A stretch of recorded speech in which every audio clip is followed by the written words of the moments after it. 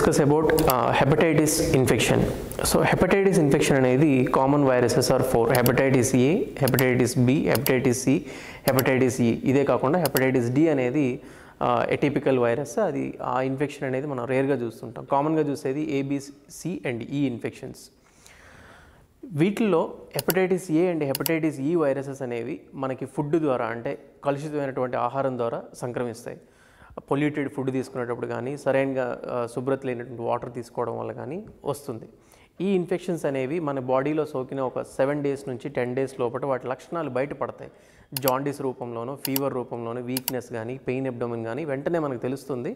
Test చేసుకొని దానికి సరిపడా సపోర్టివ్ ట్రీట్మెంట్ పెట్టుకుంటే దాని నుంచి రికవరీ అవ్వడం కూడా మనకి ఈజీనే. బట్ 5% ఆఫ్ పేషెంట్స్ సరైన టైంలో డయాగ్నోసిస్ తెలియక నాటు మందులు కూడా తీసుకోవడం జరిగితే ఈ ఇన్ఫెక్షన్స్ కంప్లీట్గా లివర్ని అక్యూట్ లివర్ ఫెయిల్యూర్లో కూడా తీసుకువెళ్ళే ఛాన్స్ ఉంటుంది. అటువంటి పేషెంట్స్కి మనం లివర్ ట్రాన్స్ప్లాంటేషన్ అది చేయాల్సి వస్తుంది.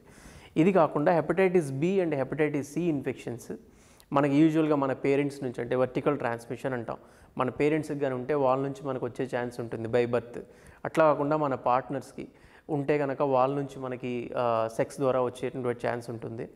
లేదు అంటే ఏదైనా బ్లడ్ టు బ్లడ్ మనం ఏదైనా బ్లడ్ ట్రాన్స్ఫ్యూజన్ కానీ మనకి తీసుకుని ఉంటే దీనివల్ల కూడా మనకి ఇవి, అంటే ఏదర్ బ్లడ్ నుంచైనా రావాలి, పేరెంట్స్ నుంచైనా రావాలి, లేదంటే మనకి పార్ట్నర్స్ నుంచైనా రావాలి.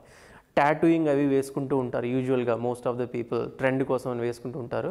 అది సరైనటువంటి ప్రికాషన్స్ లేకుండా ఒకటే నీడిల్ని 10 మందికి యూజ్ చేసే సెంటర్స్లో వేసుకుంటే కనుక వాటి నుంచి కూడా ఇన్ఫెక్షన్స్ వచ్చే ఛాన్స్ ఉంటుంది. ఈ హెపటైటిస్ బి అండ్ సి ఇన్ఫెక్షన్స్లో ఉన్న ట్రికీ థింగ్ ఏంటంటే హెపటైటిస్ ఏ అండ్ ఈ లాగా మన బాడీలో వచ్చిన వెంటనే అవి సిమ్టమ్స్ కింద బయట మనకి కనిపించవు. ఈ హెపటైటిస్ బిసి రిలేషన్ మనకి ఆ సిమ్టమ్స్ బయటికి రావడానికి కనీసం 30 నుంచి 40 సంవత్సరాల టైం పడుతుంది. సో ఆ 30-40 yearsలో ఒకేసారిగా మనకి జాండీస్ రావడం అనేది, లేదంటే లివర్లో క్యాన్సర్ రావడం కానీ, లివర్ కంప్లీట్గా సిరోసిస్ అయిపోవడం అనేది కానీ జరుగుతుంది. ఆ టైంలో మనం తెలుసుకొని కూడా లివర్ని మనం కాపాడుకోలేం. సో ఇది జరగకుండా మనం ఏం చేయాలి? సో ప్రతి ఒక్కరు కూడా, మీరు మీ ఫ్యామిలీలో ప్రతి మెంబర్ కూడా hepatitis B and hepatitis C అనే ఇన్ఫెక్షన్స్ కోసం స్క్రీనింగ్ అనేది చేయించుకోవాలి. అదొక సింపుల్ బ్లడ్ టెస్ట్ మాత్రమే. నెగిటివ్ ఉంటే హెపటైటిస్ బి ఇన్ఫెక్షన్కి సంబంధించిన వ్యాక్సిన్ తీసుకోవాలి. అది 3 doses ఉంటుంది. ఇప్పుడు వేసుకుంటే మళ్ళీ ఒక మంత్ తర్వాత, దెన్ ఆఫ్టర్ 6 months 3 doses అవి అందరూ వేసుకోవాలి. పాజిటివ్ ఉంటే దానికి స్టేజ్ ఆఫ్ ద డిసీజ్ మనం చూసుకోవాల్సిన అవసరం ఉంటుంది. ఏ స్టేజ్లో ఉందో చూసుకొని దానికి సంబంధించిన మందులు అవి వాడాల్సిన అవసరం ఉంటుంది. హెపటైటిస్ సి ఇన్ఫెక్షన్ ఉండే వాళ్ళకి 3 months కానీ 6 months కానీ depending on the clinical criteria, అంటే ఉండే డిసీజ్ స్టేట్ని బట్టి మందులు ఇవ్వడం జరుగుతుంది.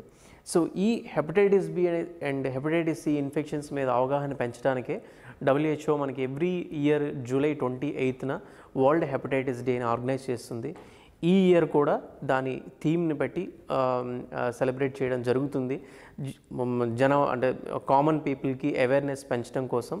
దీని మెయిన్ థీమ్ ఏంటంటే find out the diseases at the early stage, treat చేయండి, అండ్ ఇన్ఫెక్ట్ అవ్వని వాళ్ళని వ్యాక్సిన్ సరైన టైంలో వేయించుకొని ప్రొటెక్టివ్గా ఉండండి. So be aware of this hepatitis B and hepatitis C infection and get screened at as early as possible. Thank you.